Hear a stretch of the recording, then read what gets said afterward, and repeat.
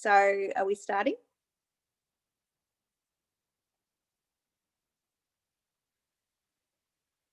No.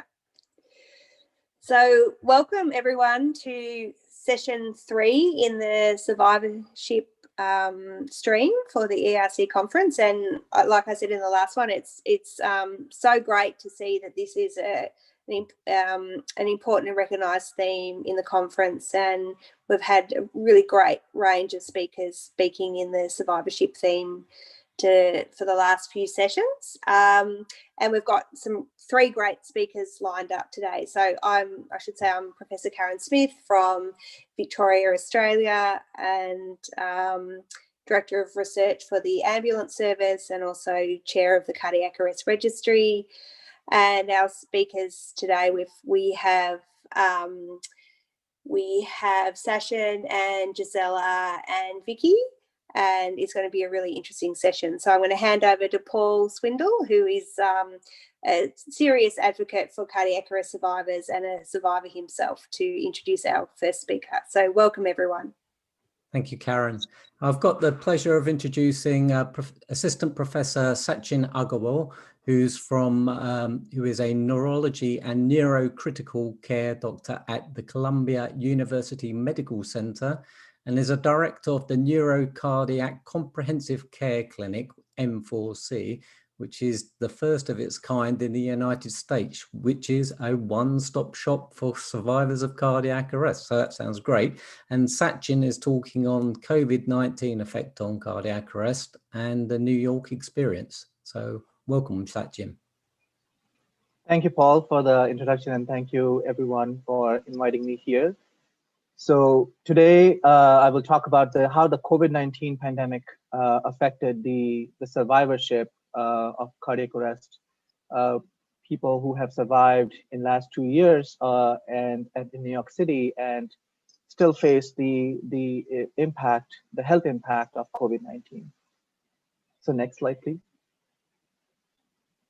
So I have no industry affiliation, and most of this work is sponsored and funded by the National Institute of Health. Next slide, please. So patients with cardiovascular disease, as we learned during this time, are 3 times more likely to experience the severe form of COVID-19, and also 4 times more likely to die of COVID-19. And also we noticed during this time, during the pandemic in New York City, the deaths due to heart disease were 3 times more during this period of March to July, which was also witnessed in other high pandemic hit areas like countries like Italy, France. So partly it was due to maybe delays in seeking the medical care because patients were very afraid of contracting the COVID-19, but also in particularly in case of cardiac arrest survivors, we noticed a disruption in the fragile gains that we made by implementing the chain of survival in the last decade. During the peak of the pandemic, the survivors of cardiac arrest also heard a chilling message: help is not coming this time. NYC, the New York City, and other hard-hit states advised paramedics not to bring cardiac arrest patients to hospitals if they could not be revived in the field. Now, this guidance was well-meaning, and it was issued to protect the health and safety of EMS providers by limiting their exposures to conserve hospital resources, but it probably had a big psychological impact on the existing survivors of cardiac arrest. So at Columbia University in New York City, we have an ongoing program started 5 years ago where we include patients who are admitted with cardiac arrest, and before the discharge, we perform periodic cognitive, psychological, and neurological assessments for a year. So we received a permission from our local review board to reach out to this group of our patients who we have very close connection with, discharged within the last 2 years, and then invited them to participate in a telephone-based assessment of the pandemic's impact on their psychological and behavioral dimensions. So this happened a month after the peak of the pandemic. So it's the beginning of May 15th, and we finished making these phone calls by July 15th. Next slide, please. So what we found is that COVID-19 pandemic related anxiety was very common. It was mostly found in Black and Latinx participants compared to the non-Hispanic whites. So we saw this disproportionate effect of COVID-19 pandemic on their anxiety levels. We also saw that the disaster-related public health messaging, something like what I mentioned before, had a significant impact on patients' distress levels, and it created an additional level of COVID-19 anxiety. We also found that COVID-19 anxiety was associated with poorer health behaviors. 1 out of 4 reported that they would delay seeking emergency medical care, and average number of days dropped in doing physical activity was around 2 days. So compared to pre-COVID, people were doing less physical activity. And this COVID-19 anxiety was highest among those who were performing very high physical activity before the pandemic and now having a low physical activity profile. 1 out of 3 also described poor sleep quality and low duration of sleep at night. The biggest impact COVID made was the disruption in the medical care. Primary care appointments, routine and urgent medical procedures was found to be present in around 58% of the cohort. And it was associated with increased emergency medicine visits. So a lot of people who could not get to their primary care appointments eventually had to go to emergency visits, even though they were endorsing severe COVID-19 anxiety associated with, getting out of homes and seeking medical care. And it disproportionately affected Black and Latinx participants. So a reliable healthcare delivery system is warranted to maintain the survival from cardiac arrest and improve the quality of life, even when we have natural disasters. Next slide, please. So before the pandemic, we had a clinic, the Neurocardiac Comprehensive Care Clinic, where we were able to perform psychological evaluations, provide them education about their cardiac arrest diagnosis, build resilience. It was a multidisciplinary team working on their medications, making sure their neurological manifestations are taken care of. And it was very successful and created impact on patients' physical, mental, and social health. But after pandemic or during pandemic, we couldn't get this clinic running. Next slide, please.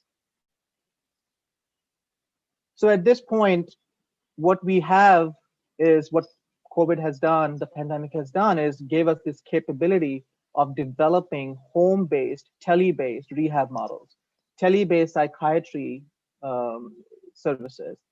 We could focus on the adoption of the wearable technology to monitor their survivors' physical activity, survivors' sleep.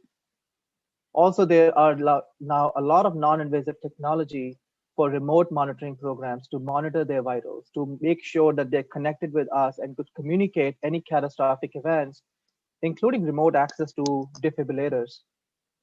However, the biggest challenge remains that many potential patients probably do not even know that these services are available, much less that they are eligible for coverage or how to find a provider. Particularly, this health literacy issue is relevant for certain race ethnicities and as well as socioeconomic status, particularly in the United States. So in summary, the availability of the technology alone may be insufficient to overcome the barriers to use, and we need additional services and studies and thought processes and to close this digital divide. Thank you.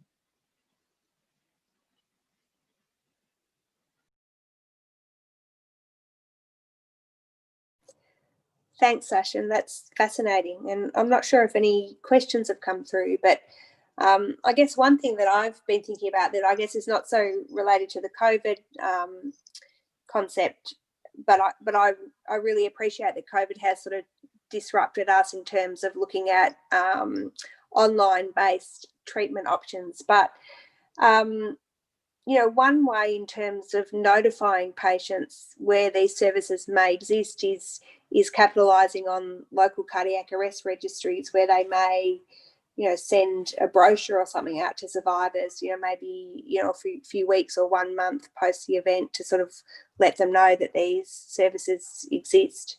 Just wonder what your thoughts on that was. Absolutely, Karen. I think this has to be regionalized, and unfortunately, unlike Philadelphia, where Ben is doing so much of outreach work, and Kelly, they're trying to reach out to people's homes sometimes. And in New York, we have made this small group of patients who are discharged from one single center, even though in New York alone we have 5 big academic institutions. We are not able to make those strides. We are not able to make those connections with the patients. Patients usually here get discharged and then start looking for their primary care doctors, and there are no, regionalized or centralized services that we could just reach out to every survivor in New York City or in other states and say, we have a program. So for me, particularly, it takes a lot of my own personal, interest that how do we reach out to other survivors from other institutions, because I'm only able to serve these 70, 80 survivors each year that are discharged from one single center. So it's a really valid and something that we should be looking forward to since everything is going virtual. Yeah, excellent. Thanks, Sachin. Could I ask a question? With regards to COVID survivors, I see quite a few similarities with cardiac arrest survivors in a lot of what they're going through. And I imagine that care and post-discharge care will be expedited and money will be put into developing systems for those cohort. Is there anything that we can learn, or the cardiac arrest survivors benefit from that? Excellent point, Paul. And I think it takes a lot of insight to understand that how COVID survivors or how cardiac arrest survivors are so similar to COVID survivors. And I say that because there has to be, there's something about the life-threatening nature of the condition that leads to the survivorship. I think cardiac arrest patients, is the most life-threatening condition you can ever imagine, but COVID survivors also are feeling the same way. So we have a remote monitoring program, telepsychiatry, tele-rehab models that we are developing for COVID survivors. And I'm working with that group just so that we can learn from them how they're doing, what they're doing, and then adopt the same way for our cardiac arrest survivors. So, in a small cohort of people, we are able to do the proof of concept. But as you said, there's a lot of similarity and there's a lot of funding and the money in the COVID era and COVID, condition. And I think we can just capitalize on the achievement, on the accomplishments they have made so far. Yeah, great question, Paul. Kelly, were there a few questions from participants? There were just a couple that came in, and one particularly for you, Sachin. What have you done to evaluate the N4C model, and what were the key findings, such as who comes, what are the barriers to coming to the clinic, what have you learned, and what would you suggest going forward?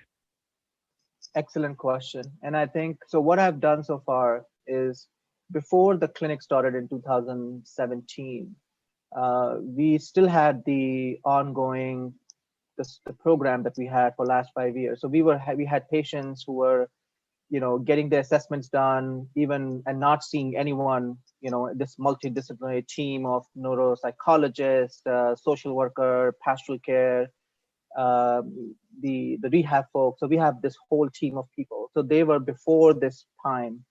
So we had their assessments, and we had the assessments done through this clinic. And I found a significant difference between patients' fear of recurrence, patients' fear of death, which is the core of all their anxieties, that this will happen again because they never learned about the warning signs. We also learned that the marital status has improved. They were basically able to maintain these relationships after the clinic because we were able to discuss with them, and it's more of a free flow type of a clinic where patients and the survivors and the caregivers are just exchanging and sharing their thoughts with us. We also saw a lot of medications that were not supposed to be there, so our medication management was a huge piece for it. We were able to get electroencephalograms, MRIs, to understand why they have memory problems, why they have cognitive issues, because these questions were unanswered. But in going forward, the biggest barriers we found, the patients who were not able to come, was logistical issues. They had no rides. The parking is super expensive in New York. They had other competing appointments that they were prioritizing because for the cardiology, from the other, if they have devices, and so they were definitely understanding the value of this, but they were not willing to take this extra step. So that was our biggest barrier that we found. The facilitators were that the more the patient was affected, the more they were willing to take this extra step and come to the clinic. So we have kept the clinic free. It's free of cost. It doesn't have any insurance issues. We accept all. Anybody who's part of our program is and not part of the program is invited to come. So we didn't have those issues, which will probably also play a role at other places where they need funding or they need some infrastructure. But for us, since this is something we really wanted to do, so everybody volunteered their time, which is very different from other places. Yeah, that's great. I mean, those are great features about what you have to offer there. A related question that also came in, then jumping from that is, so if people can't come to such a clinic because they either aren't in the city or at a tertiary care center, they're going to follow up with their general practitioner or primary care provider. And how do we reach those providers who may not see many, if any, cardiac arrest survivors and their families with regard to education about how to screen, what to screen for, those kinds of resources when those patients can't get to a center like yours? I totally agree. And I think that's why now that the N4C clinic is going virtual, we are hoping that we could actually compare the virtual format with the in-person format and also before and see if the virtual format is able to serve the patients, the survivors, the caregivers the same way. So I think that's our biggest, the highest priority right now, to convert everything virtual and see what all can be accomplished through this. But I think going forward, again, coming back to Karen's point, I mean, we don't have a centralized way. I could reach out to all the primary care doctors who are in our institution, and we work very closely with the general internal medicine folks and cardiology folks because these patients also go to them. So we share our findings with them. But I think going beyond one single institution will require a huge network of people who are interested in participating in something like this.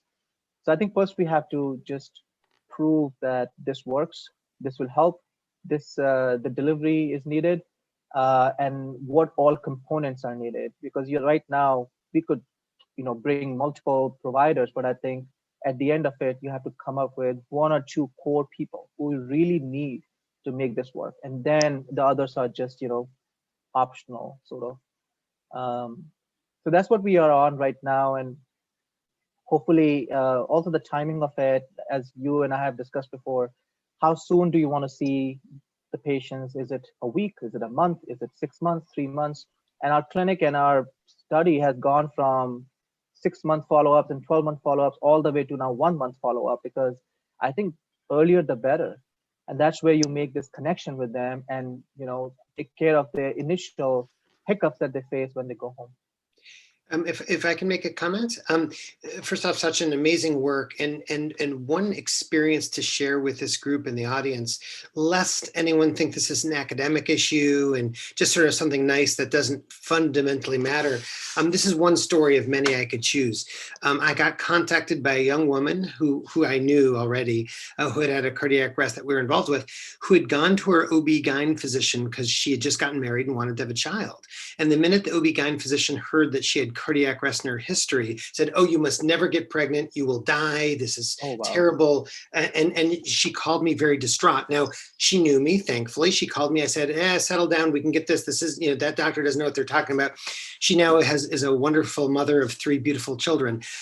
Had she not had a connection with a cardiac arrest center, she might have stopped and believed a physician's advice and not had children, which would have been a very different impact on her life and well-being. So this really matters. And I think education of primary physicians, OB-GYNs, pediatricians, the universe of care providers is a real challenge, but it's very real. And I think that story highlights that fact.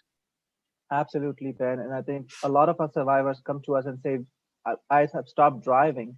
And I ask them why, because they are placed on some anti-epilepsy medication with something someone saw during the hospital stay, and now they are prohibited from driving. So they just don't drive, and now that has limited their ability to actually have a good quality of life or integrate into the society. So that's what, when they come to us, we get their tests done, stop the medications, get the real providers who are experts, and then have them move on. So I think that's the quality of life is what we are working on overall at the end of it. Fantastic session, like really impressive clinic and the work that you're doing. So I think we've got Gisela up next. Is that right?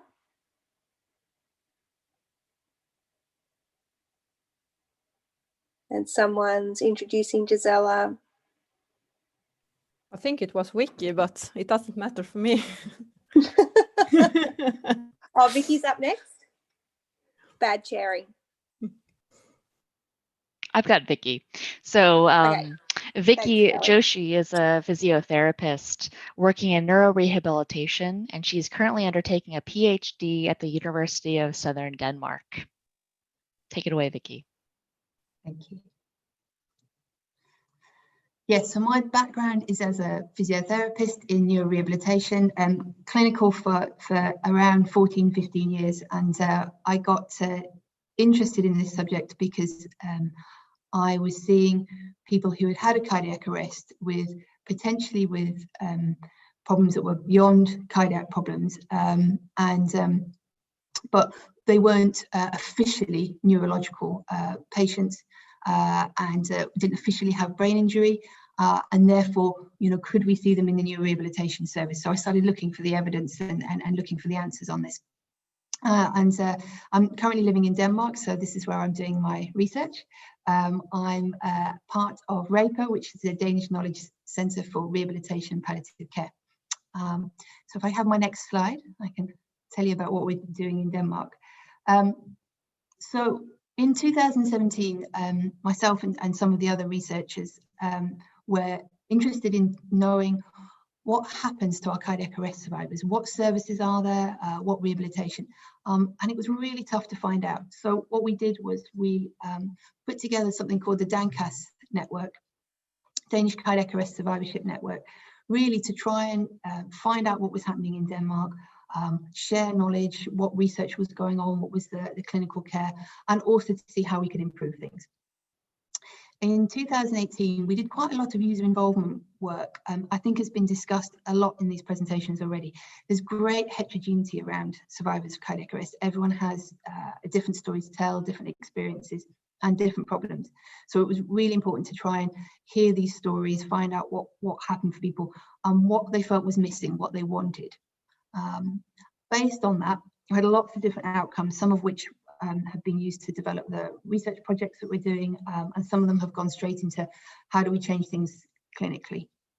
In 2019, we set up a rehabilitation course for survivors of cardiac arrest and their relatives, and I'm going to talk about that in the next slide. And right up to date, the thing that we're doing this year is a big national survey of survivors and their relatives, looking at the long-term impact after cardiac arrest. If I can have my next slide.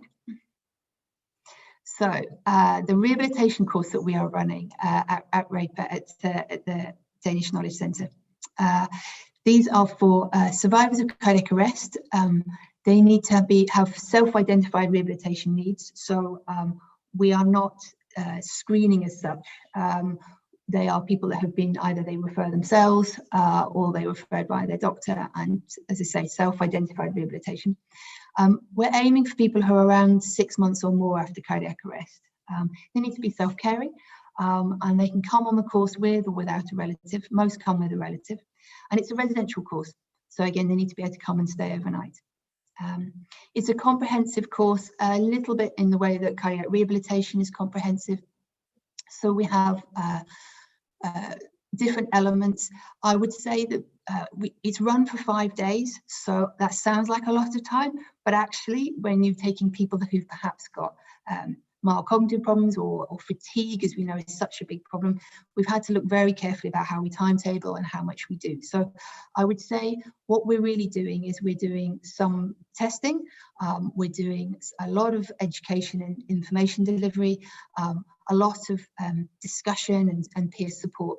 What we're not doing is it's not cardiac rehabilitation. The dose isn't high enough to say that we're providing cognitive rehabilitation or physical activity. So we do some cognitive testing. We have a neuropsychologist that does the cognitive testing.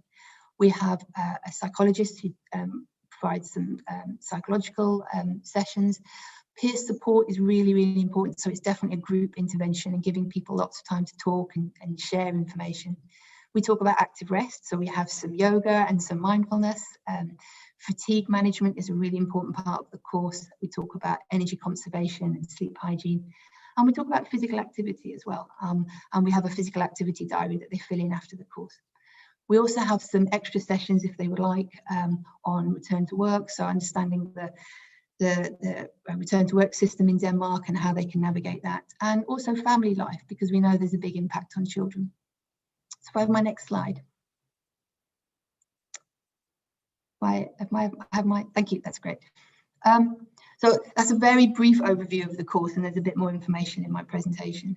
Where do we go from here though? So the course that we're running is very much a pilot study. We're hoping for around 40 participants this year, so we'll probably have 40 survivors and around 30 relatives come. We're also running the course next year, but what we're hoping to do is to stop and look at the pilot study results and then run a study where we can look at the effects, so a randomized control trial. But we're not sure until we finish the pilot on whether it's going to be exactly this model or a different model of care. The next part that we really want to look at is developing screening and assessment tools. Again, this has been talked about quite a lot today. There is a project connected with the DANCAS network where we're looking at trying to do the screening tools electronically, say on an iPad or something like that. So that's an important part of the next part of the project. Also developing interventions for relatives. Relatives can come on the course at the moment, but they are more there as a support for the survivors, and it's less of a focus on interventions for them. So that's something else we want to look at. And a really important point that I think you were just talking about, which is raising awareness of post-cardiac arrest complications. So it's not just enough to provide information for the survivors and the relatives afterwards.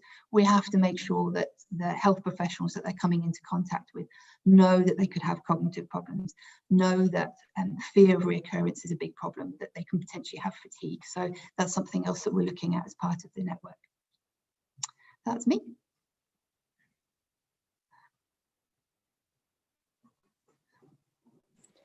Thanks, Vicky. Excellent presentation, and I'm intrigued that you'll go to a randomised controlled trial model. I think getting people to agree to be on the arm that doesn't receive that, excellent. Well, what I think, yeah, we have done something similar with the same setup. I have to say that we are very fortunate to have the setup that we have. We didn't start from scratch. These residential rehabilitation courses actually exist primarily for cancer patients, and we've adapted one for cardiac arrest survivors. So I have to be honest about that, because we didn't set the whole thing up from scratch. And what we would probably do is something like a waiting list control design. So some people get the intervention first, and then some people wait. So yeah. Yes, you're absolutely right. Because people self-refer to the service, they can't self-refer, and then we go, no, you can't have it. No. Yeah, exactly. Yeah. Brilliant. Were there any questions, Kelly, from the audience? I think one related question asks, so if this is a self-referred program, do you have any information about at what time course are they self-referring? How long is it taking for people to recognize that they might need something like this or resources? And I mean, that's very variable, and some people never personally recognize it. It's their family, for example. Yeah. It really depends on when people find out. So when we ran two sort of almost pre-pilots in 2018, just to try and start somewhere.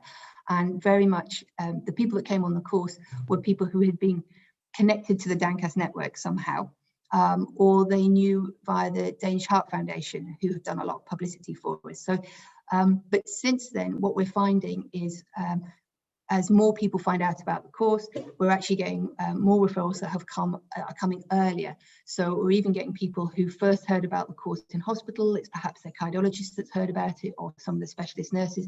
They get given the leaflets, they go home, and then they go, oh yeah, I remember about the course, or they go back and see their cardiologist and they go, yeah, I think I know what you need. We are aiming for people over 6 months, because it's the program is really designed for more those kind of chronic ongoing problems. But so if we get referrals earlier than that, we just say to people, just wait, or we're only running it 4 times a year. So in a sense, there's an inbuilt delay anyway. So minimum 3 months, but you're right, over time it is changing. I think we're getting people earlier now than we did when we first started, just because people are finding out about the course. Could I just ask a question? In the age of COVID, touching on what Sachin was talking about, and what you're doing there in Denmark, all of the localities are going to have your own variabilities in it, but there is a lot of commonalities between all of these geographical regions. Doesn't matter whether in the southern hemisphere or northern hemisphere. Is there any way, as I say, in the COVID era, that we can get together and create some virtual resources for anyone, anywhere? Yeah, I think that's I think that's an excellent idea. We actually take people nationally in Denmark to the course, and one reason it's residential is because of the distance that people have to travel. So they come for 4 nights, they go away for 12 weeks, and then come back for 1 night later.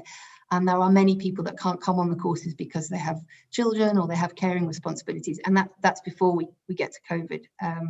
So yeah, you're right. I definitely think the next thing is online materials and making sure we signpost people to that. Yeah. If I might make a comment, by the way, great work, Vicky. And I think one thing that I'm struck by your comments as well as Sachin's is this underlying remaining problem of how to connect people and how to bring people in. And a thought just occurred to me, this is a challenge for all of us to think about. The vast majority of the world of frontline providers are now on some form of electronic health record, EHR. Across the United States, Epic has taken over the world, and most primary care clinics use Epic, pediatricians' offices, it's growing everywhere. There's a very well-established concept of alerts where, oh, your patient may have sepsis. Have you considered this? Oh, your patient may have hypertension. Have you followed this guideline? What I don't believe exists in Epic is natural language processing alerts for resources. I think it's maybe too much to expect GPs to really know anything about cardiac arrest or know where to find us, but wouldn't it be nice? Let's envision a world a few years from now where a GP doesn't have to know anything, but the minute they type in patient with history of cardiac arrest, an alert pops up. Would your patient like resources for cardiac arrest? Here's 3 links in your area based on your zip code or whatever. And so the GP can say, oh, hey, anyway, just a thought that maybe some of us should be thinking about ways to automate this process through the medical record, natural language processing. Just thought I'd put it out there. I love the idea. I think it has legs. I think it's gonna go. I think it's gonna, sort of simulate what Karen was talking about and how Australia and other countries are able to do it with a centralized network. And what binds us in the United States is the EHR, as you said, Ben. We got Epic recently, and now Cornell has Epic, and a lot of institutions in the New York City have Epic. If you could work through Epic, I think that may be a way to connect with these patients who are far away from us. Brilliant. Excellent discussion. Yeah, really interesting. So last up we have Gisela. And who was introducing Gisela?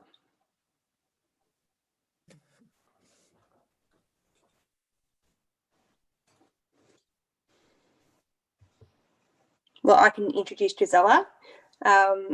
So I think I met Gisela only last year in Lund at the post cardiac arrest conference, which is, I have to say, one of the best conferences I've gone to in this area, and small enough to be really intimate, but large enough to generate a lot of interest and a lot of sharing of knowledge. So so Gisela is an expert in neuro rehabilitation and has been associated with a lot of big trials like the targeted temperature management trial in terms of measuring patient outcomes, and is an occupational therapist in Lund. So take it away, Gisela. Thank you very much. I get these horrible messages that my internet connection is unstable, and I have been online for 2 hours almost, and it have not happened until I will present. So I hope it will work, the whole session here. Thank you very much for being able to present the Swedish perspective on follow-up. Next slide, please.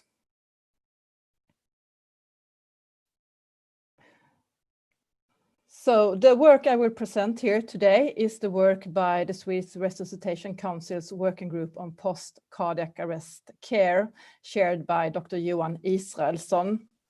Next slide, please. We have tried to understand how we could increase access to follow-up for cardiac arrest survivors on a more national perspective. And therefore, we developed this Swedish guidelines for follow-up after cardiac arrest.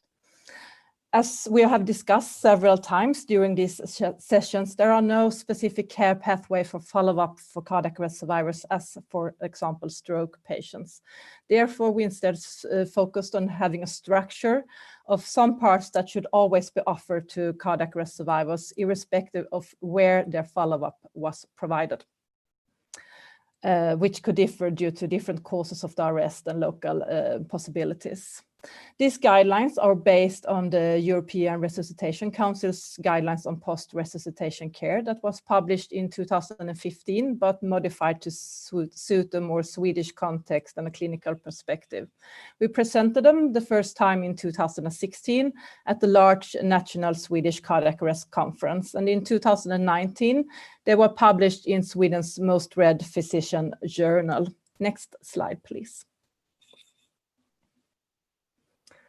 So what we recommend in these guidelines is that all cardiac arrest survivors should be provided a follow-up 1 to 3 months after discharge. And in addition, family members should always be included to participate in this follow-up. Next slide, please.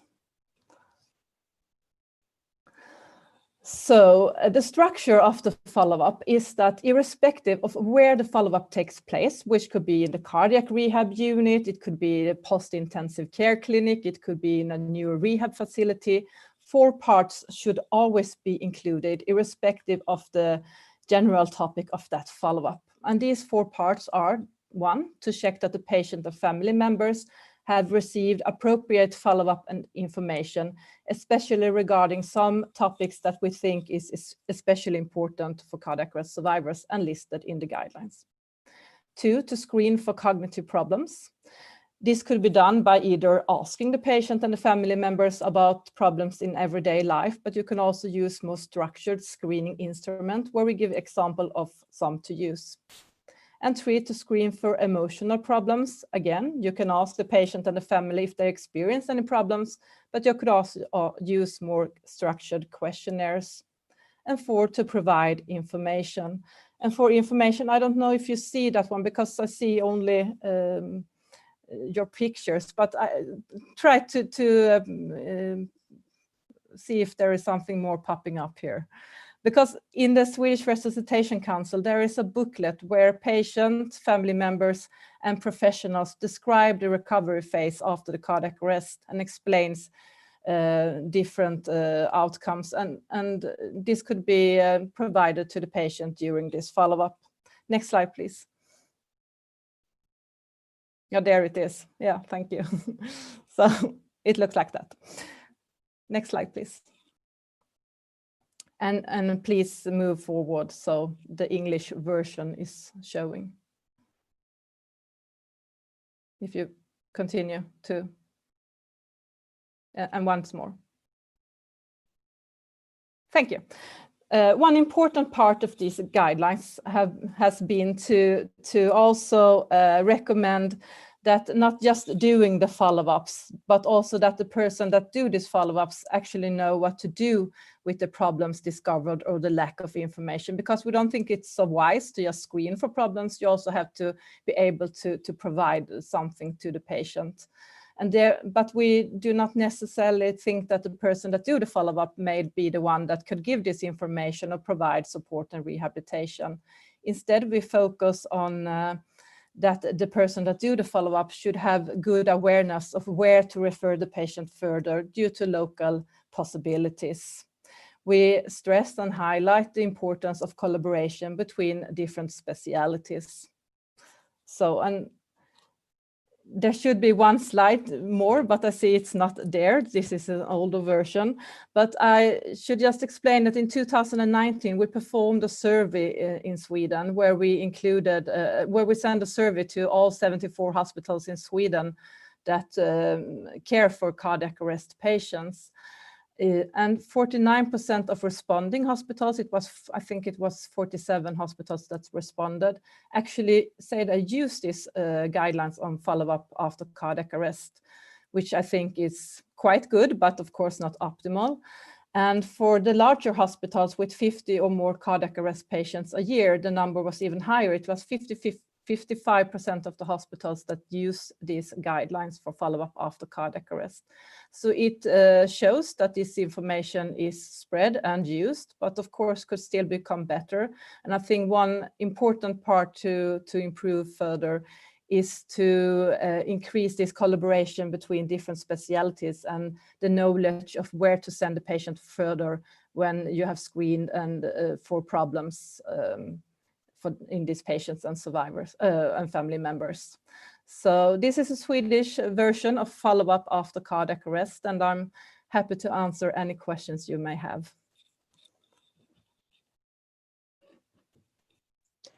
Thanks so much, Gisela. And it's so nice to see that you've tried to develop a standardized approach in your country. It's really encouraging. Kelly, were there any questions from the audience?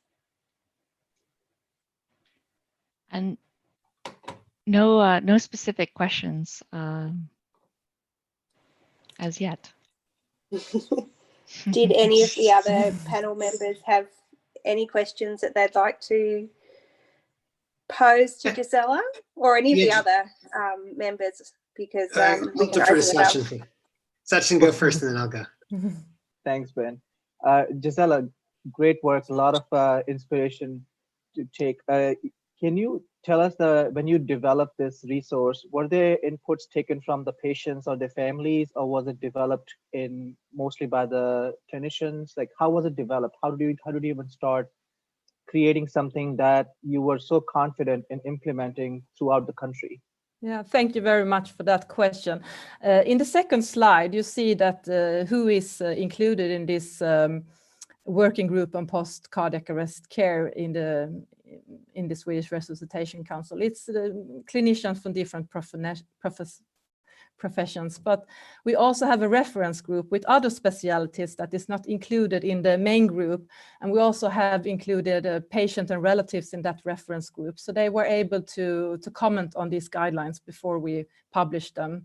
But in main, they are based on the European guidelines, so they will be updated according to the 2021 guidelines as well, where, for example, fatigue will have an increased focus. Thank you.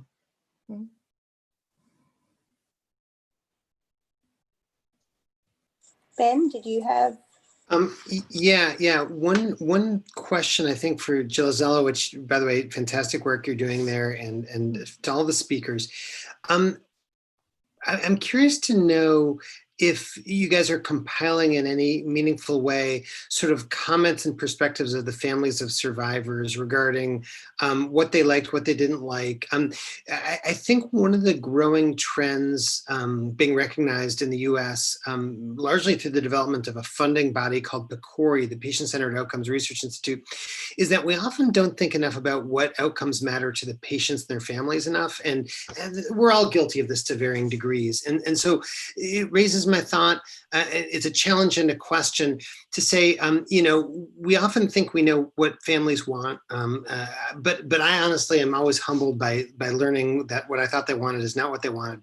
Are all of you sort of collecting in some way, maybe codifying the comments, suggestions, ideas of families and putting them into some sort of a steering committee or advisory group at all?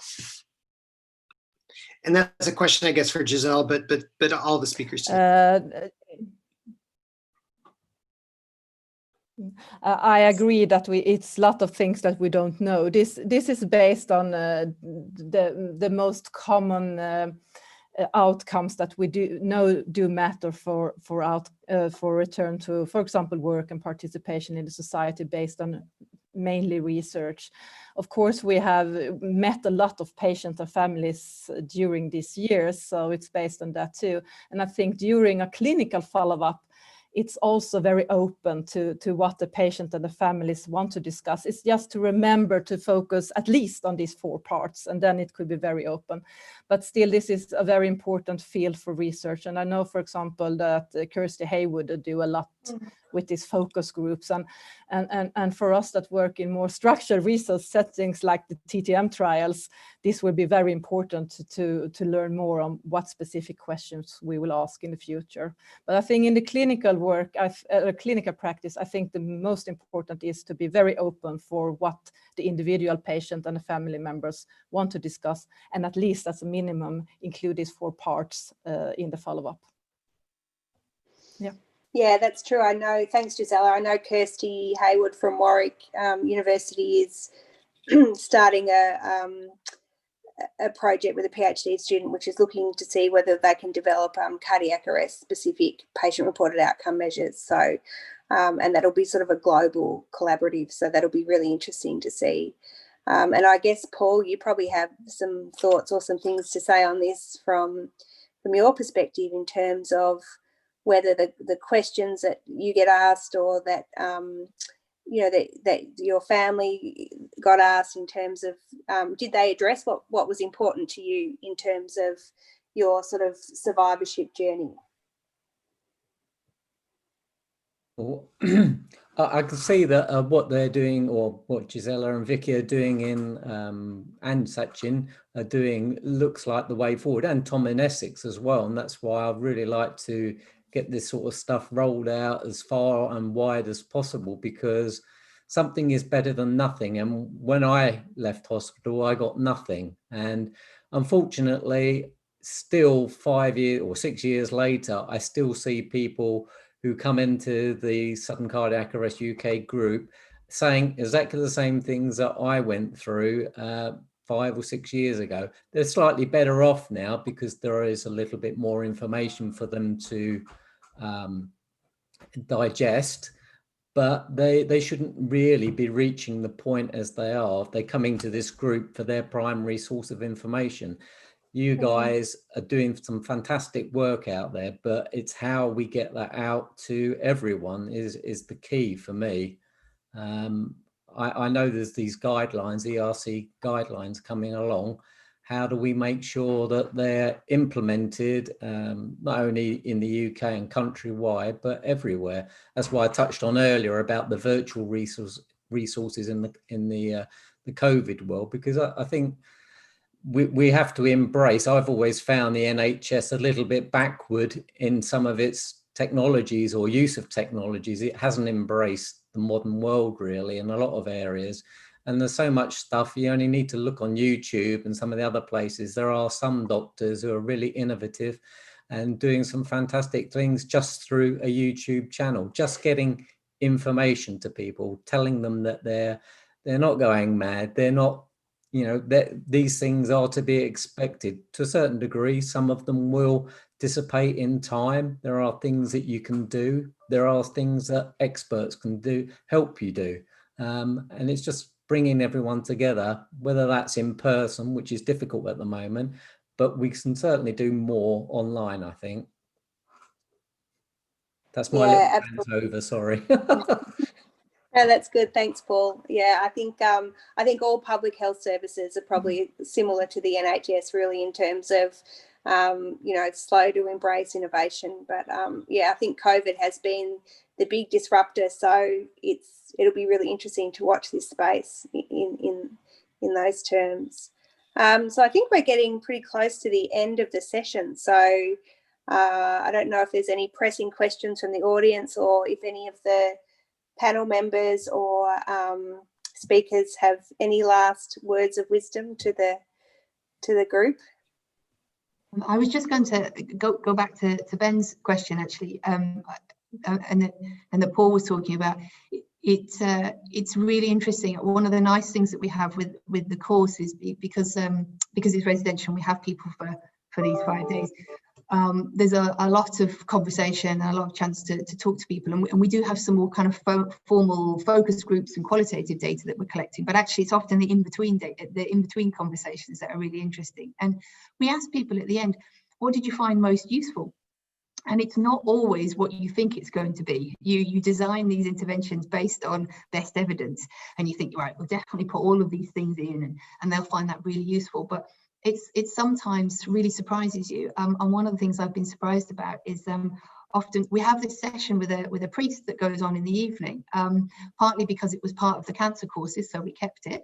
And they talk about this existential problems, to be a person, to have survived, to fear dying, what that means. And really interesting how many people have said to me afterwards, oh, that was really good to talk about that. That was something I've never talked about with anyone else. It was really useful. So I think it can, as Ben was saying, I think it can surprise us sometimes as professionals. We think we know what people need, but it's really important to ask. And that's not to say that they don't find the other sessions useful, but when you ask them, what was that one thing that you found really useful, it is surprising what people come up with, actually. So yeah, important to ask. Yeah.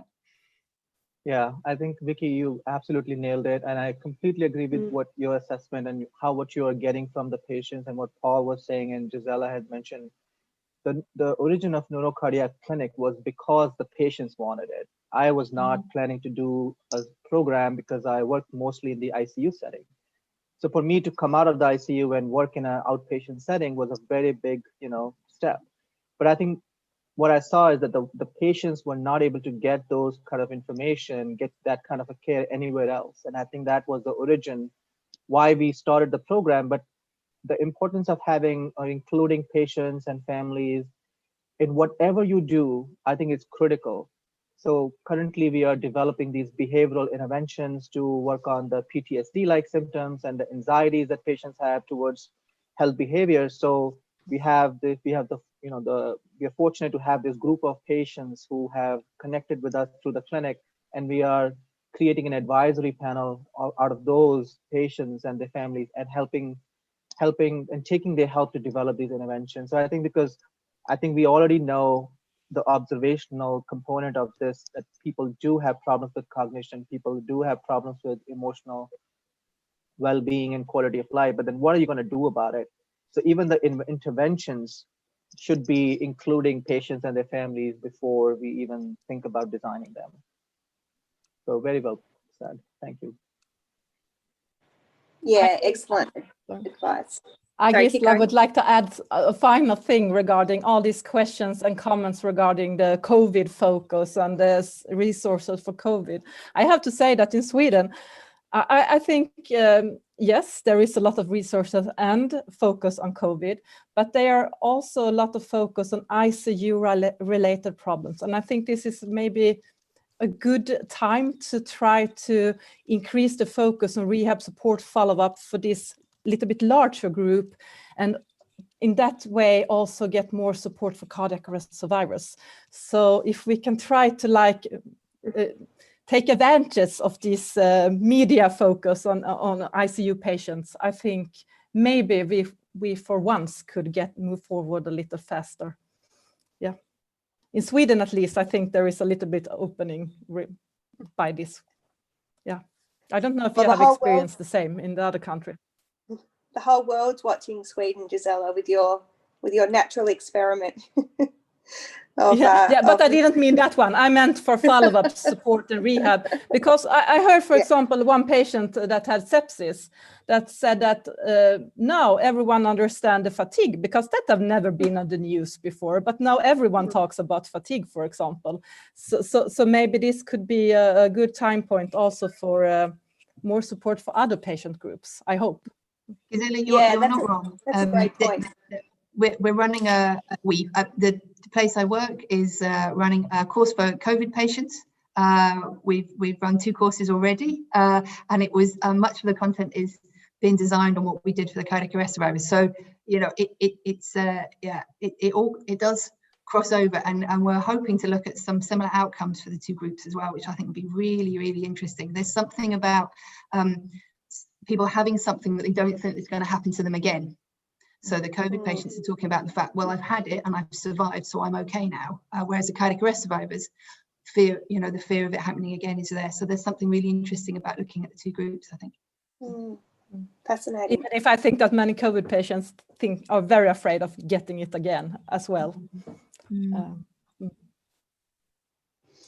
Excellent. Well, fantastic session, everyone. And real privilege to chair this and hear all the great presentations and the panel interaction. So hopefully the audience have also got a lot out of it. So it's almost midnight now in Melbourne, so I'm off to bed. And nice to see everyone. Real pleasure.